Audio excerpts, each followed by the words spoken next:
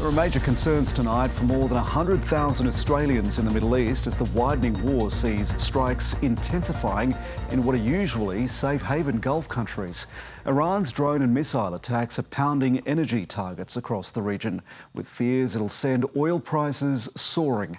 It's still targeting countries throughout the Gulf where there's deepening travel chaos, leaving tens of thousands of people stranded. There are now 24,000 Australians in the UAE alone. The first to get out are on their way home tonight. And as European countries repatriate their citizens, Australia's government is under pressure to do the same. Dubai feels the force of Iran's retaliation. Another drone. Panic outside the US consulate after a drone slammed into a nearby car park.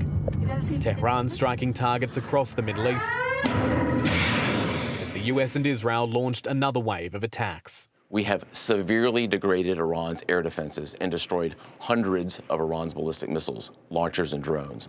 And in simple terms, we're focused on shooting all the things that can shoot at us. The building housing Iran's assembly of experts destroyed as the group of senior clerics prepares to choose the successor to slain Supreme Leader Ayatollah Ali Khamenei. Reports from Iran suggesting his son, Mojtaba Khamenei, could be in line. Most of the people we had in mind are dead. So, we had some in mind from that group that is dead. And now we have another group, they may be dead also. The US president's been pressed on conflicting messaging from his administration over his reason for going to war in the first place. Mr. President, did Israel force your hand to launch these strikes against Iran? Did Netanyahu pull the United States into this war? No, I might have forced their hand. You see, we were having negotiations with these lunatics, and it was my opinion that they were going to attack first. They were going to attack if we didn't do it. The cost of US action is becoming clearer, with the Pentagon identifying 4 of the 6 US service members killed in a drone strike in Kuwait. The estimated death toll in Iran is ranging from nearly 800 people to 1,500, some killed in strikes, others by Iranian security forces. This period will pass and Iran will come out of this historic test victorious. Don't have any doubts. The number of people killed in Lebanon is also rising as Israel strikes back at the Iranian-backed Hezbollah, forcing tens of thousands to seek refuge in makeshift shelters. I will say this honestly and courageously. I don't believe Hezbollah should have entered this fight at all.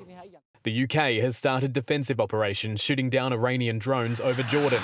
But Donald Trump has again accused Prime Minister Keir Starmer of taking too long to grant the US access to British military bases. This is not Winston Churchill that we're dealing with. While Canada's leader used a visit to Sydney to qualify his initial backing of the US operation. Prima facie, it appears that these actions are inconsistent with international law. Canada calls for a rapid de-escalation of hostilities. A call unlikely to be heeded as this conflict intensifies once more.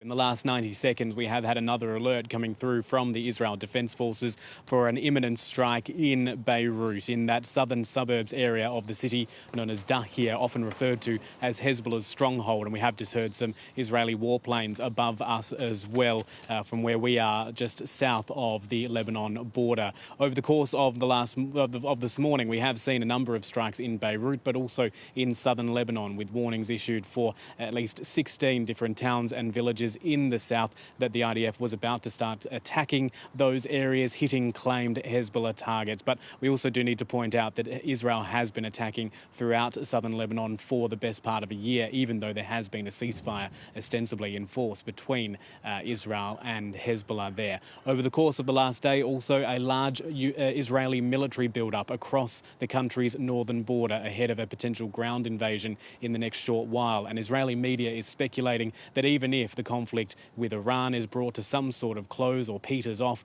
this front could last a lot longer.